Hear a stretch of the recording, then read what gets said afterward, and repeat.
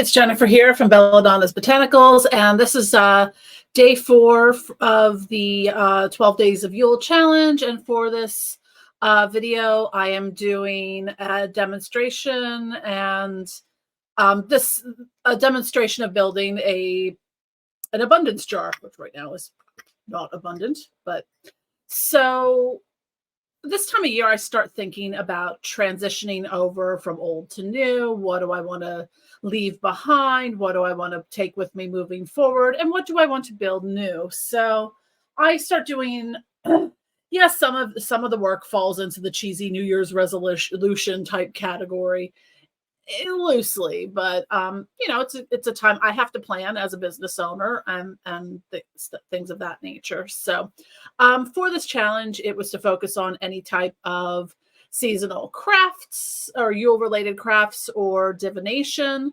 So what I am going to do for this, and I have a little sort of mini altar set up here. I might move it a little closer so you get a better idea. Of what I'm working on. I will hold things up and work and show you them as I'm working through them. So I am someone, I like to be able to practice anywhere in my house. So I generally have things. This is like a little wheelie, probably like computer or cart table type thing that I keep in my bedroom. Sometimes it's been elsewhere. So I'm currently in my bedroom right now because you know what? It's Christmas Eve. I was watching some TV. I just want to be comfortable and relax. So, and I was able to kind of pull everything together for this that I needed. So I do not have my glasses on, so I can't see the screen very well. So apologies in advance. So what I'm going to do to get started here is I'm just going to burn. I like maybe not necessarily the most seasonal of choices, but I love Nag Champa incense. So I'm going to burn a little bit of that. And I forgot to bring my lighter over anywhere close to me. So pardon the reach. And sometimes cones, depending on who makes them or where they're made, don't stay lit very well. So I always end up with a whole bunch of little little nubs in my incense. So what I'm going to do here just a little bit is to kind of knock my cinnamon over. But I'm just going to sort of cleanse the jar a little bit with the incense and put that back down over here. So anyways, I ended up with very long cinnamon sticks this time around. So now I've got a little cinnamon wand because it's over there. So what I sort of as the basis for this, because busy business witch, is I'm loosely basing this on the abundance jar spell ritual from the ritual Yule planner. So it's an abundance jar ritual. I do a lot of jar stuff. I believe I showed one in another video. Or I was talking about them. I have like a protection jar I made a long time ago. So what we have for this, I'm going to go over the materials because I pulled a little bit based on their suggestions, and then I intuitively picked things on my own. So what they had in their suggestions for the jar, I'll show you my little thing. So we have some, this is some red cedar. We have some juniper berries, little berry dudes, some peppermint, and some holly. I'm trying to carefully pick up the holly leaf so I don't get stabbed. Holly leaf, and also some bayberry bark. Bayberry, you'll see this time of year, bayberry candles are very popular. They are good for, a lot of people use them for like house blessings and things like that for the upcoming year. So we have that. So what I generally do, some of this is going to probably be a little off camera. I'm just kind of showing you the construction thing, because what I like as far as spells and rituals go, just I work extemporaneously. I don't really work with a whole lot of structure to it in that sense. But as far as building the jar of the abundance jar for the year, just gonna reference the book here real quick of, it's you know, we start in the preparatory process of, sorry, since it's making me cough, of, gathering all your supplies, what you want, intuitively selecting it. And you can do anything ritual wise as non-complicated or as complicated as you want. So this is something that is going to harness abundance for you for the upcoming year. And this is something you can change out whether you want to do it seasonally, like around each of the major Sabbaths, or you want to do it, once a year, twice a year as needed, monthly. It's up to you. So I'm probably going to do this one. That's going to be my main abundance uh jar. I do have a lot of offering bowls and things with my wealth altars. Those I do tend to change out or spruce up or just keep adding to over time. So the first thing I'm going to do while I am getting things ready here is I'm going to anoint and light my candles. So the first thing they call for, I'm only using a tiny little bit. This is a balsam fir essential oil. I'm just going to put a little bit of this on each of the candles. I usually use like a dropper or a pipette. It is cleaner and gets everything where it needs to go without making a huge mess. So we have, this is the balsam fir. You can use any kind of fir.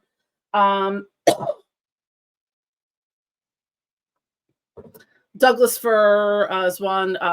Silver fir or sometimes called Siberian fir, or fir needles, usually like the Christmas tree smell. So that is one. So I anointed, forgot to anoint, should probably still have a little in here. These two other little candles. There we go.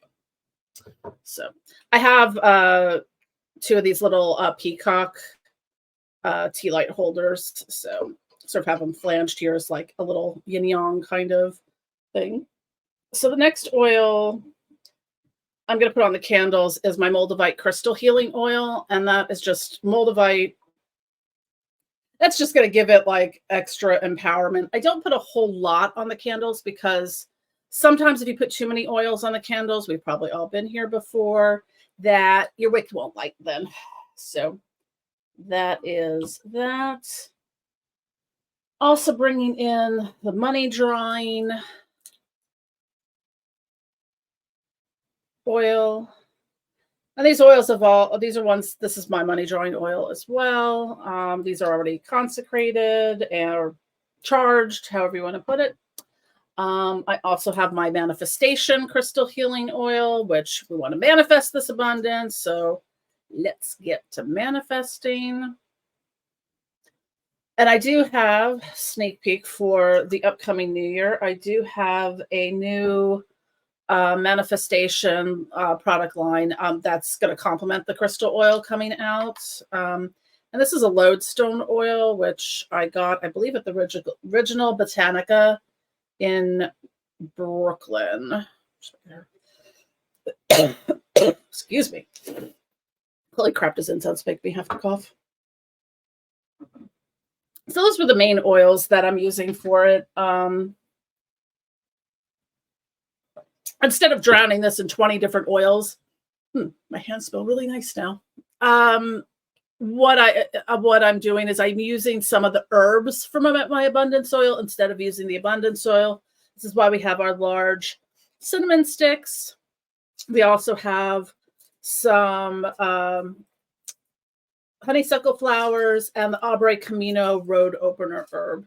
So I usually like to give a little, kind of smoke cleanse to my tools. So I'm going to put some of the road opener, and also I have poplar buds or blossoms, I believe. So those are also something that is really good for manifestation. I'm just going to dump all that in there. So that's going to be the base of the jar. I do like some of the set it and forget it, because really kind of the way jar spells work is that it's almost like you're creating a servitor in a way. This is now having the energetic embodiment of abundance of what I want to achieve. And that abundance could be anything. That abundance could be an abundance of health. That can be an abundance of financial stability. That can be an abundance of love, of self-love, of healing, of protection. So that can be very versatile. What I'm really focusing, because I'm doing other things, what I'm really focusing on with my abundance jar here is more for like financial life abundance stability, also a little bit of creative ideas coming in. So I am going to light these candles while I am talking because, you know, as a business owner, you know, every year we kind of have to, you know, look at what's going on, what were our successes, what were our failures, what could we have done better, what could we have, or what do we want to do that we haven't done yet. So anything you do with this spell or ritual, you can create a, you know, an energy portal. You can open up, you know, the magic circle around you. You can call in the quarters, however you do that, according to your practice and your tradition. So that is usually what I do. I kind of do a sort of an energy sort of portal thing to really kind of tie in all the energy, kind of circling around myself, bringing in, you know, casting a circle can just literally be that. You can do it that simple, or you can make it much more complex. So I'm gonna put my little, I have a really cute little wand, got a lot of crystals in it. So back to my jar. So we have, I put in the poplar buds, the bayberry bark, and honeysuckle. So I also did bring some rose petals. These were, I bought these after I moved in here, and they were an offering on my altar. So I am going to put, let me turn around this way, the rose petal in here. I also have the herbs that they suggested. So we have some holly. So I work, I mean, much to no one's surprise here with what I do a lot in my practices is, you know, I work a lot with crystals, oils, herbs, you know, all the different correspondences that I use in my practice, which kind of explains a little bit of my product lines there. So I'm going to put in the bayberry, the juniper berries, or the bayberry bark, juniper berries, and peppermint. Oop, and spill things because, hi, this is me. We don't do things here without spilling something. So that's just, them's is the rules. So I am going to, because my cinnamon sticks are very long, I'm going to have to break them in half because they're not going to fit in the jar otherwise. And I like cinnamon for, I use cinnamon a lot in magic because I like it to expedite the process. This is the little magical fast forward button, is using cinnamon. So now next, I think what I'm going to do here is I am going to take a piece of lodestone. I have a couple pieces of lodestone. I have a lot of lodestone food. So if I do this properly, this is magnetic sand. So what the lodestone is going to do is it's magnetic. Oh, that doesn't, which one does this stay on? Okay, that one seems to be a little more magnetic. So anyways,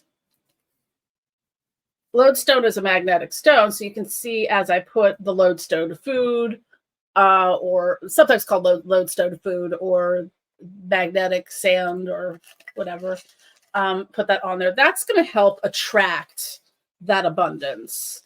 And I also did use a little bit of lodestone oil on the candles. So and spilled a lot of magnetic sand. I'm going to put this over here and not set myself on fire. So we have that. Oh, I forgot to put the lid on top of that. That'd be why. So next I'm going to put some crystals in, and I intuitively selected different crystals for the jar. Let's look at the work in progress. It looks very nice. I picked the rose I picked really fills up the jar really beautifully. Try to get the ring light. So, and the thing that's nice with doing a jar like this is that, especially if you're not, out and about with your practice, that this just looks nice and decorative. You can get away with having this, on a shelf, and it isn't going to probably raise suspicions there. So now we put our first stone in, the lodestone. So next, what I want to put in are my money stones, and my three. My most favorite money stone is cinnabar or cinnabrite. Unfortunately, all of mine is currently in use. Cinnabar is like the merchant stone, so it's one of those people like keep it like in or on their cash registers or things like that. However, the one thing you really need to take into consideration with cinnabar is those little beautiful red flecks in them are mercury. So you have to be very careful with handling it.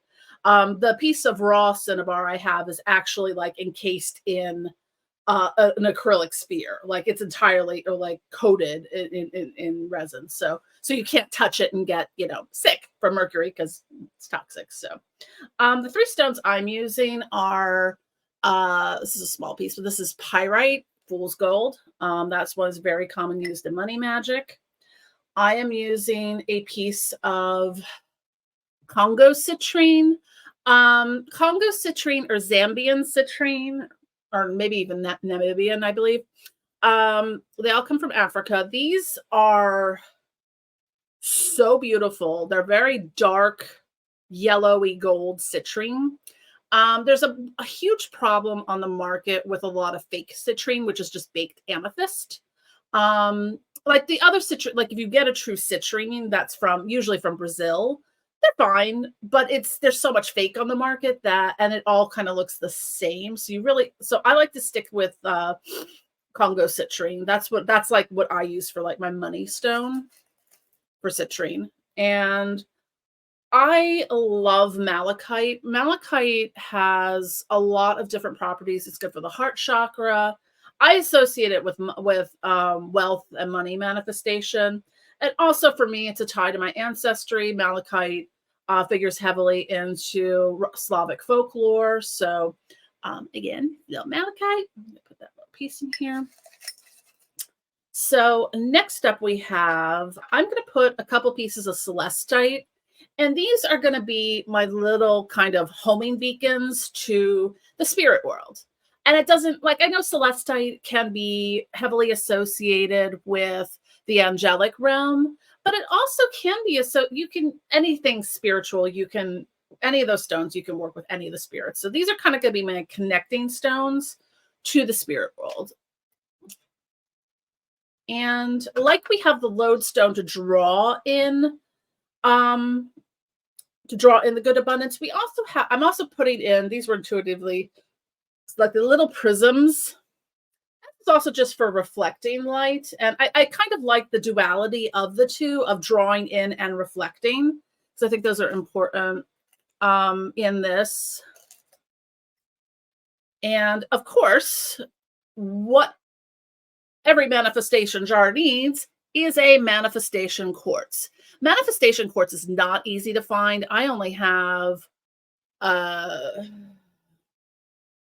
3 or 4 pieces total.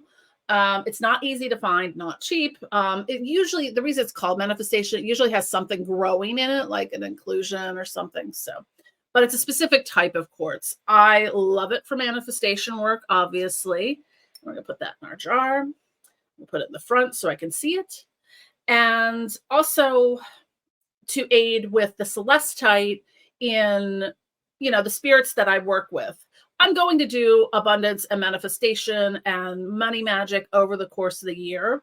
So having that meta link already in there, and I can link it to a specific entity. I can take, I do a lot of my wealth magic with, say, Mammon. So I could take my Mammon radionics charged stone, put that in here to kind of create that link there too. But generally speaking, with the spirits I work with, because they all kind of cover various different areas, I have the celestite. I'm also putting in apophyllite, which is like one of my favorite third eye crystals. It's always in these little kind of pyramid shapes. Again, it's that divine intelligence, a connection to the spirit world. So we are going to put in our little piece of apophyllite. And I'm running out of room here. I picked some big stones. So the next two stones I put in because I want the duality of it, of sunstone and moonstone. So moonstone is really great for new beginnings. And sunstone kind of, you think about bringing in the sunlight, especially after the darkness of winter, that we're moving to the days getting longer again. So sunstone is a good stone to have in there as well. And let's see where I can put my sunstone and my moonstone. And my moonstone's going to go down there. And sunstone there. One of my favorite stones is for protection is red tiger's eye. It is also really good. I mean, this is like the stone. If you want a protective stone, red tiger's eye, that will protect you from all the nasties. It's also really good for money manifestation as well. So we're going to have that in there for the dual action of protection and money manifestation. Let's go over there. And the last stone I have is a lovely piece of carnelian. This is actually a pretty big piece of carnelian. So, and I'm going to put carnelian in there. Now, carnelian tends to typically be used for like the sacral chakra, sexuality, romance, passion, that sort of thing. It's also really great for creativity. So what I want to have is this creative spark in this jar. So I'm going to try to pick this up now. So it's pick this up without setting myself on fire. So at the top of the jar, so I'm going to close it a little so I can spin it around. Sorry for the glare. So it's a really pretty looking jar that has crystals and herbs in it. So what I'm going to do now is, again, I'm going to anoint the inside of the jar with the same oils that I used for the candles. So hold on. I might need another dropper for my, okay, you know what we're gonna do? We're gonna go, whoop, like it's perfume. We're just gonna anoint the tip of the carnelian and the rosebud. So there we go. I don't like to cross-pollinate things because if I use that essential oil for something else, it might, it would be contaminated with something, so it wouldn't be pure to use on other things. We're going to take a little bit of that lodestone oil, and we're not putting a whole lot of oil in here because we don't want to make our crystals and stuff kind of mucked up. And some of them aren't safe to put oil on. So, there.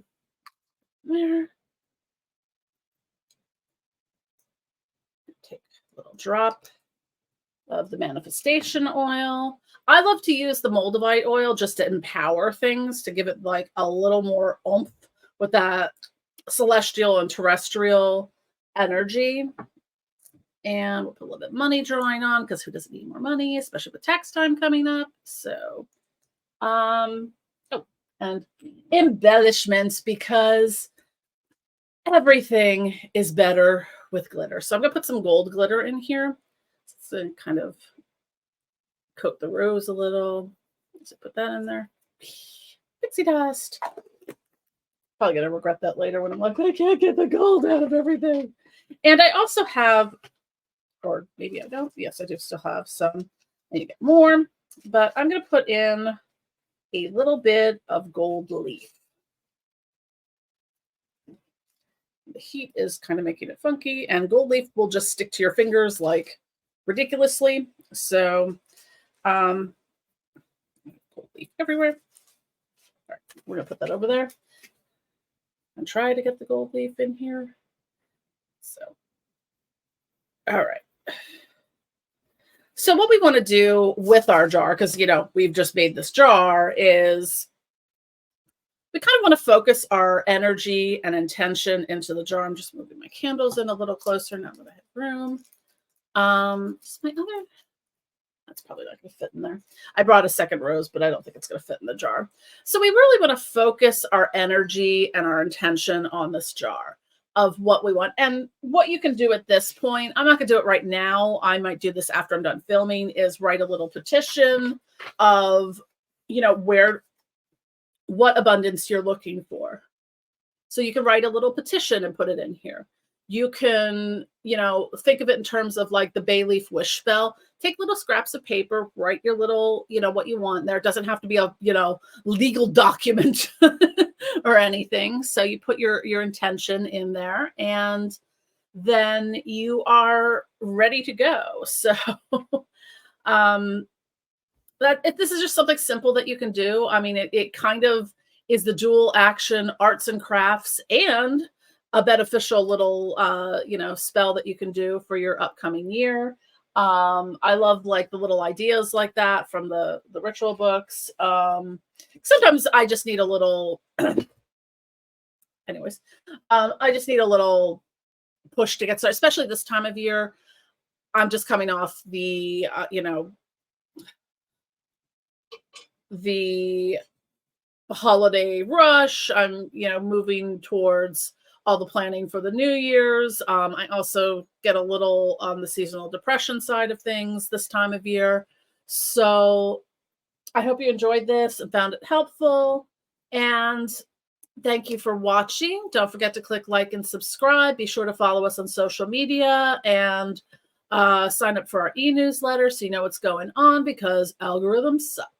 Anyways, thank you so much, and I love you all. Mwah.